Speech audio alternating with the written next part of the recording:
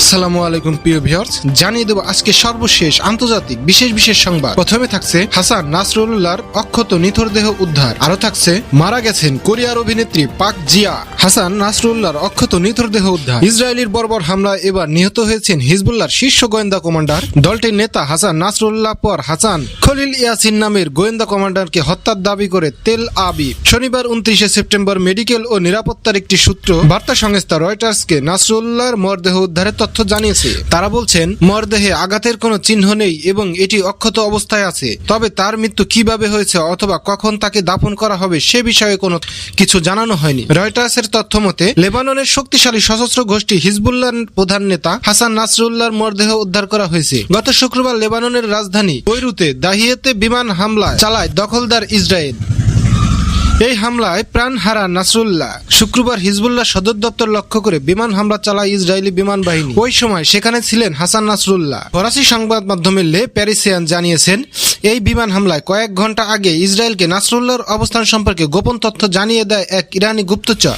এরপর সেখানে ক্ষেপণাস্ত্র ছড়ে ইসরায়েলি বাহিনী। লেবাননের নিরাপত্তা সূত্রের বরাতে সংবাদ মাধ্যমটি জানিয়েছে, অভিযুক্ত ওই ইরানি গুপ্তচর ইসরায়েলকে জানায়, শুক্রবার বৈরুতে হিজবুল্লাহ সদর দপ্তরে উচ্চপদস্থ কমান্ডার সহ সঙ্গে বৈঠকে বসবেন নাসরুল্লাহ। মাটির নিচে অবস্থিত সদর দপ্তরে প্রবেশ করেন। তার কিছুক্ষণ পরই বিমান হামলা চালানো হয়। এতে ব্যবহার করা হয় ব্যাংকার বিধ্বংসী ক্ষেপণাস্ত্র। ফলে হিজবুল্লাহর সদর দপ্তর ধসে যায়। মারা গেছেন কোরিয়ার অভিনেত্রী পাক জিয়া। নেটফ্লিক্সের জনপ্রিয় থ্রিলার দ্য গ্লোরি সিরিজের অভিনেত্রী পাক জিয়া মারা গেছেন। মস্তিষ্কে রক্তক্ষরণের কারণে আজ সোমবার তার মৃত্যু হয়েছে। পার্কের মৃত্যুর খবর নিশ্চিত করেছে তার এজেন্সি। তার বয়স হয়েছিল 52 বছর। তিনি কোরিয়ার বিখ্যাত চলচ্চিত্রকার প্রয়াত কিম কি দুকের অন্তত 5টি ছবিতে অভিনয় করেছেন। পার্কের এজেন্সি বিলিনিয়াস অভিনয়ের প্রতি তার নিবেদনকে আমরা চিরদিন মনে রাখব। তার পরিবারের সদস্যদের প্রতি সমবেদনা জানাচ্ছি। তার ঘনিষ্ঠ সূত্রের বরাত দিয়ে কোরিয়া গণমাধ্যম জানিয়েছেন, হৃৎপিণ্ড থেকে জমাট বাঁধা রক্ত মস্তিষ্কের রক্তনালীতে জমে পার্কের রক্ত প্রবাহ বন্ধ হয়ে গিয়েছিল। হাসপাতালে নেওয়া হলেও তাকে বাঁচানো যায়নি। 1998 সালে